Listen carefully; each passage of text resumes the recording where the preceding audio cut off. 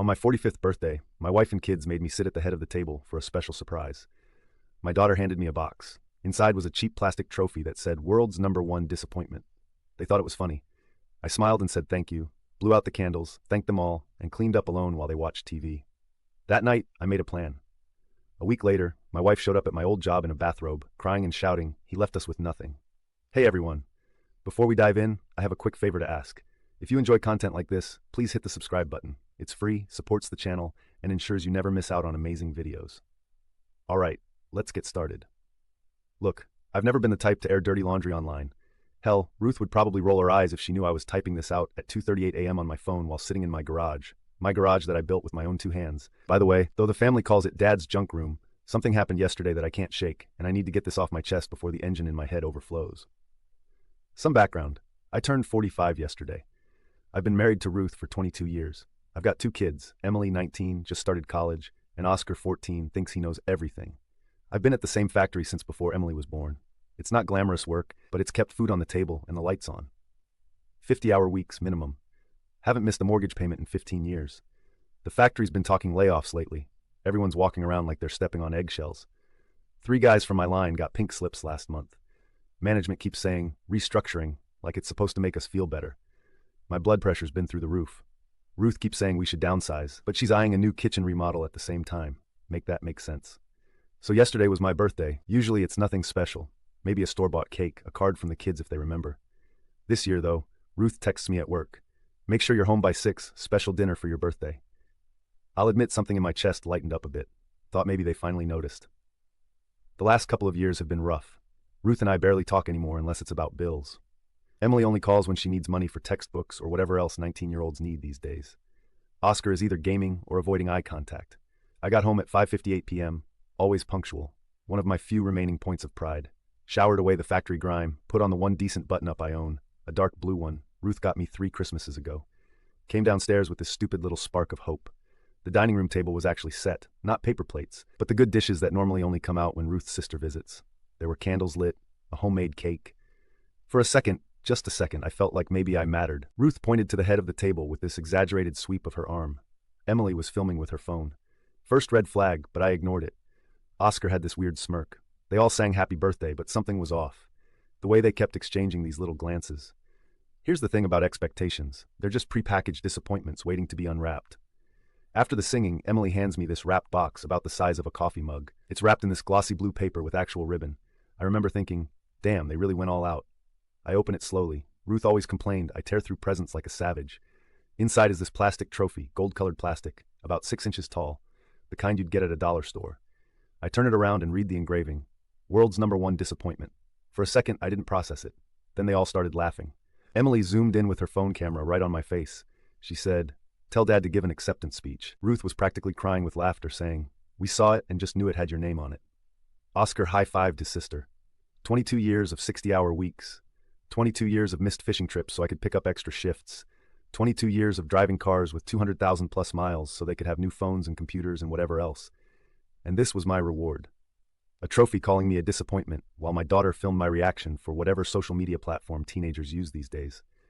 My face did that thing it learned to do years ago, smile without feeling it. My throat closed up like someone had poured quick dry cement down it. But I nodded, said thanks, even held it up like I was at some award show. The cake was store-bought after all.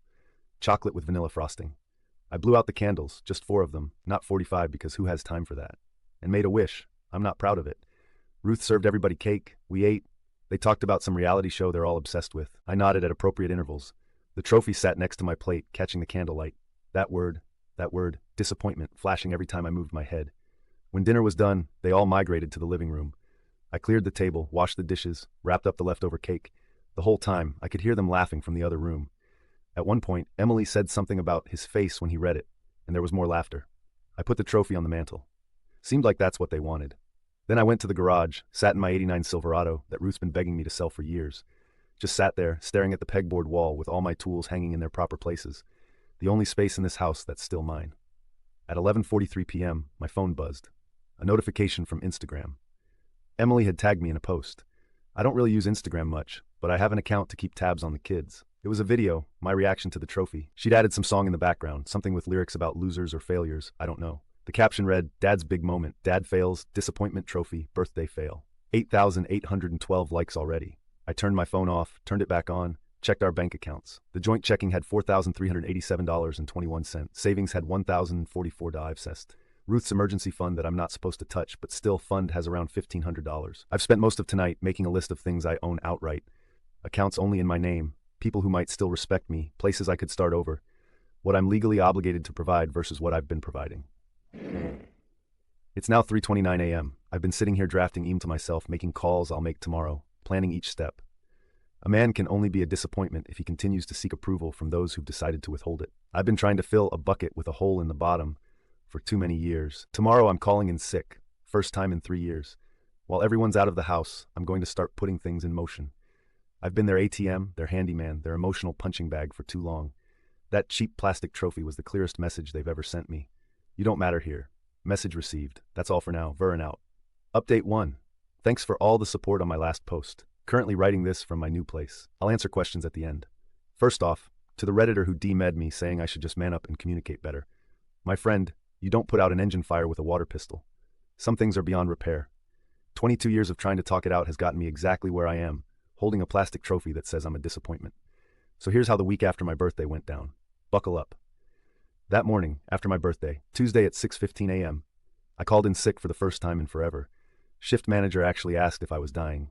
Dark humor, but felt about right. I waited until 8:37 a.m., when Ruth left to go shopping with her sister.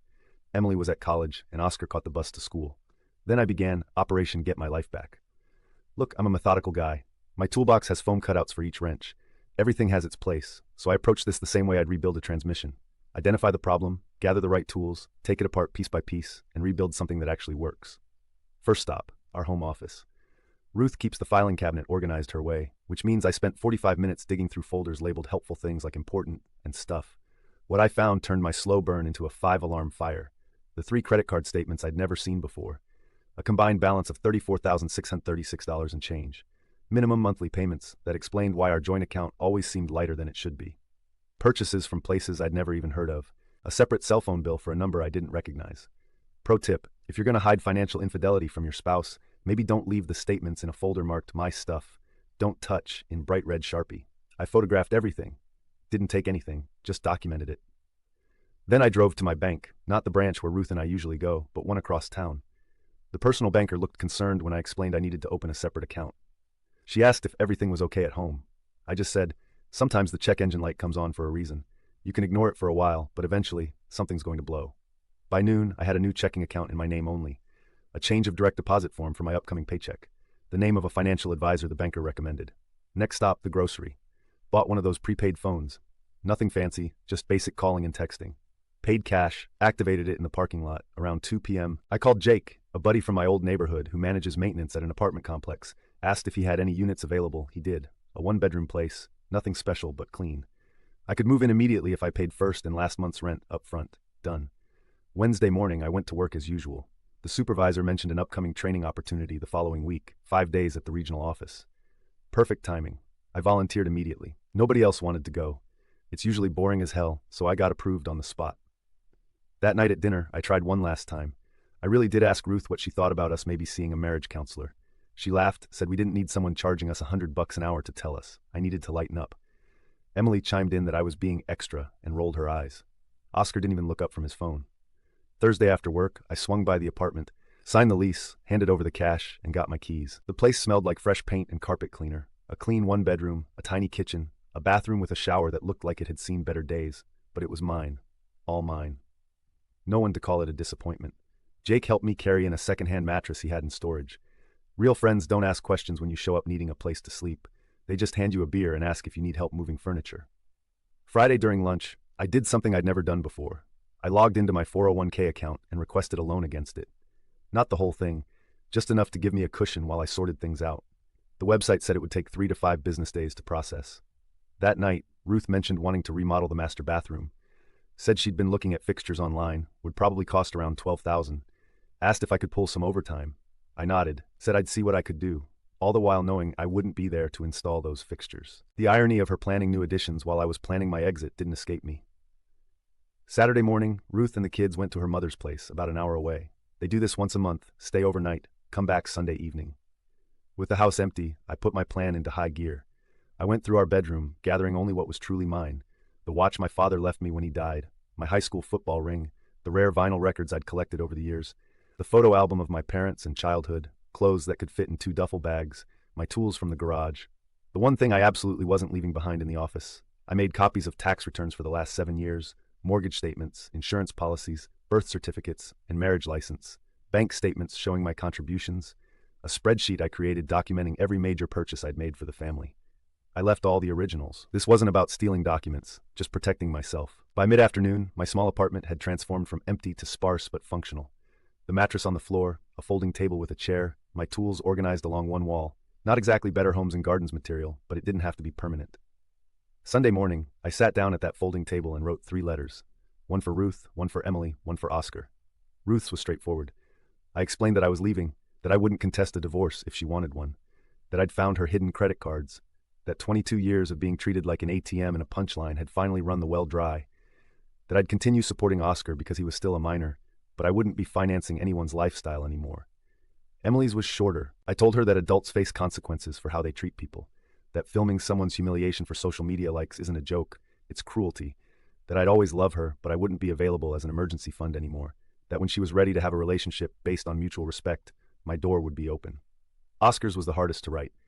He's 14, still figuring out who he is. I told him I wasn't abandoning him, that I'd continue being his dad, that he could call my new phone anytime, that this wasn't his fault, but that he was old enough to understand that how we treat people matters. I included my new address and told him he always had a place with me if he needed it. I sealed each in an envelope with their names. Sunday night, they returned from Grandma's. Oscar mentioned his gaming piece was acting up and asked if I could look at it tomorrow. I said I would, knowing I wouldn't be. Emily talked about needing money for some campus event. Ruth complained about her mother's cooking, normal Sunday night stuff. After everyone went to bed, I placed the 3 envelopes on the kitchen table, propped against that damn trophy, which I'd moved from the mantel. Symbolic, yeah, maybe a little heavy-handed, but hell, sometimes you need to make a point. I took one last walk through the house I'd paid for, ran my hand along the dining room table where they'd laughed, looked at the family photos on the wall, smiling faces that didn't match the reality I'd been living in. In the garage, I made sure every tool was back in its proper place before taking them down one by one and placing them in my old toolbox. At 2:17 a.m., I loaded the last of my belongings into my truck. The neighbor's motion detector lights came on as I backed out of the driveway. For a split second, I thought about all the Sunday afternoons I'd spent helping that same neighbor install those lights, fix his lawnmower, jump-start his car in winter. Funny how life works.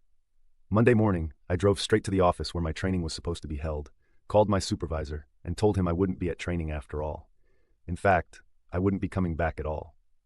He sounded shocked, asked if everything was okay.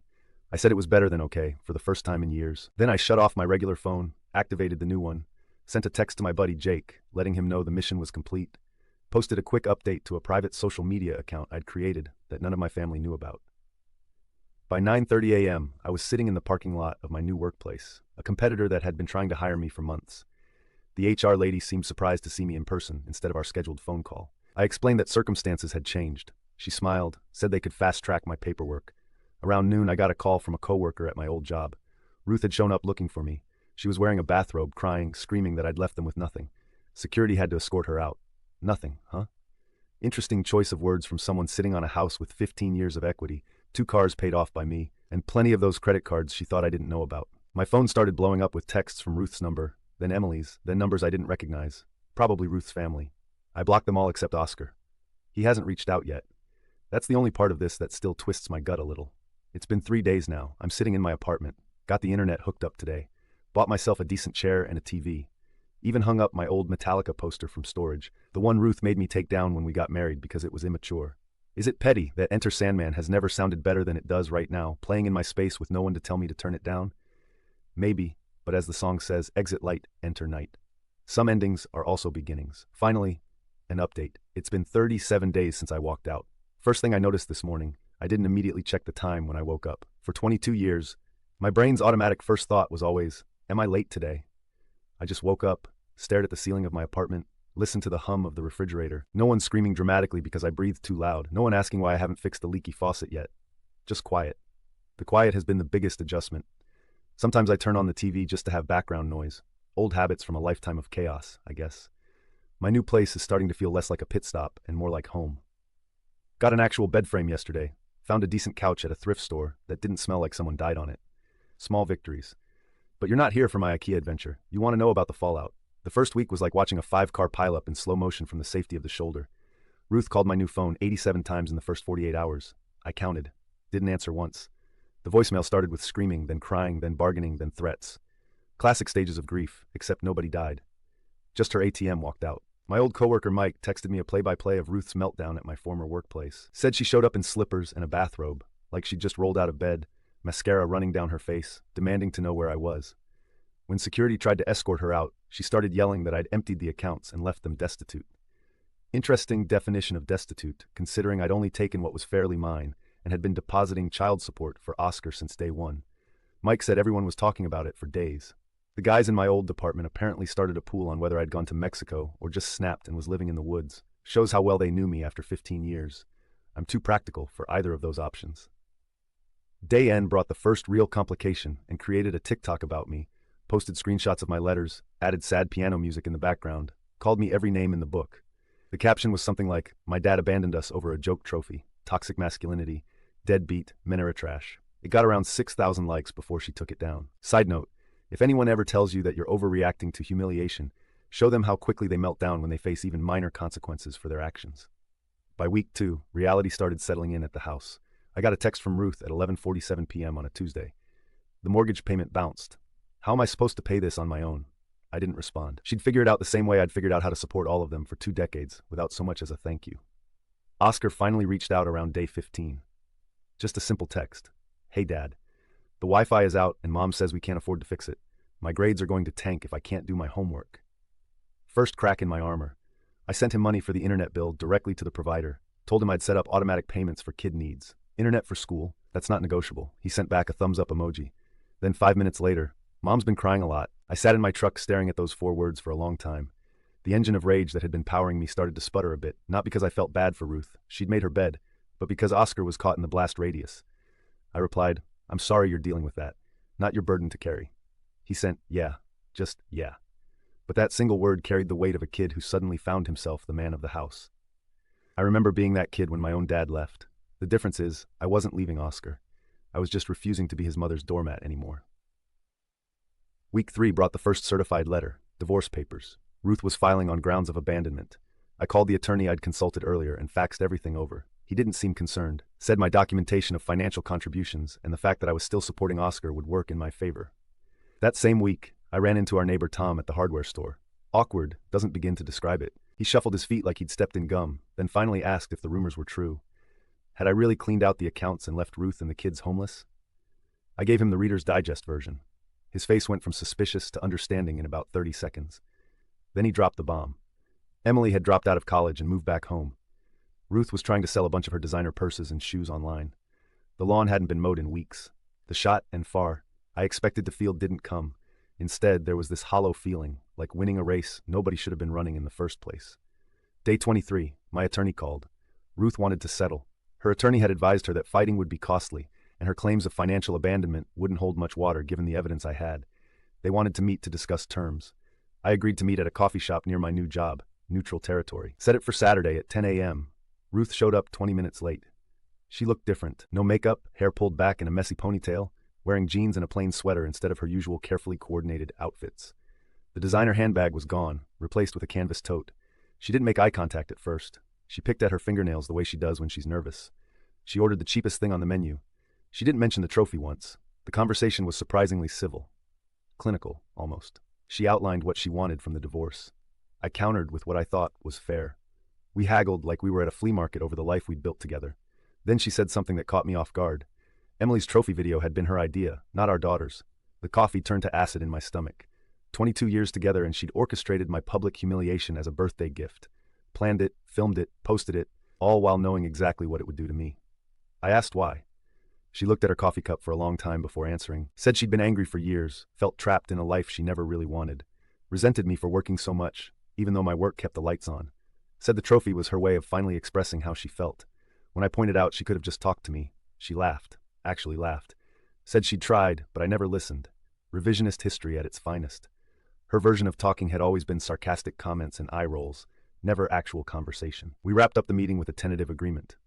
I'd keep my 401k and truck. She'd keep the house but refinance to remove my name. We'd split the remaining assets. I'd continue supporting Oscar directly. As I stood to leave, she asked if this was really what I wanted, if I was really happier living alone in some cheap apartment than with my family. I told her the truth. The disappointment trophy wasn't a joke to me. It was a receipt, a confirmation of what I'd suspected for years, that my sacrifices meant nothing to them, that I was nothing more than a walking wallet. And yes, my cheap apartment, without the constant disdain, was paradise compared to a house full of people who thought my humiliation was entertainment. She didn't respond, just nodded and left.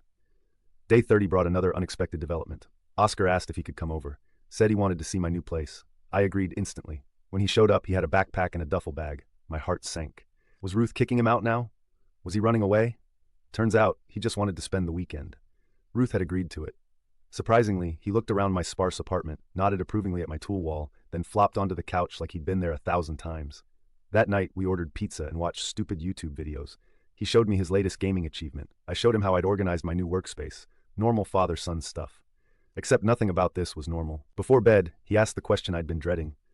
Was I ever coming home? I told him the truth, that home wasn't a place, it was a feeling. I hadn't felt at home in that house for years, that I'd always be his dad, but I couldn't be Ruth's husband anymore. He nodded, said he got it. Then he pulled something out of his backpack and handed it to me. It was the trophy. That damn plastic trophy that had broken the camel's back. He said Emily had taken it down from the mantel after I left, had thrown it against the wall. It was slightly cracked now, but still intact. He'd rescued it from the trash, though he wasn't sure why. I turned it over in my hands. Such a small, cheap thing to end 22 years of marriage. But it wasn't about the trophy. It never had been. It was about what it represented. I thanked him for bringing it, put it on my bookshelf. A reminder. The next morning, Ruth called while Oscar was still asleep. She was surprisingly calm. Asked how he was doing, if he needed anything. Then she said something I never expected to hear. She'd started therapy. Said the therapist had asked her to make a list of all the ways she'd contributed to the breakdown of our marriage.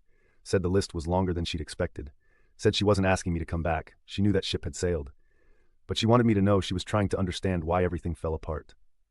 I didn't know what to say to that, so I just said, okay, and promised to drop Oscar off by dinner time. That brings us to today, day 37. The divorce papers are moving forward. I'm settling into my new routine. Work is going well. Turns out when you're not constantly stressed about being a disappointment, you actually do better at your job. My apartment is starting to feel like mine. Emily still hasn't spoken to me directly. Ruth texts occasionally about Oscar or divorce logistics. Nothing more. Oscar comes over every other weekend now. We're working on rebuilding a car together, a '67 Mustang that's more rust than car at this point. It gives us something to focus on besides the elephant in the room. Yesterday, he asked if we could try to fix the passenger side door handle. Said maybe his sister might want to go for a ride someday when the car is running. First time he's mentioned any possibility of Emily and me reconnecting. Small steps. The trophy sits on my shelf.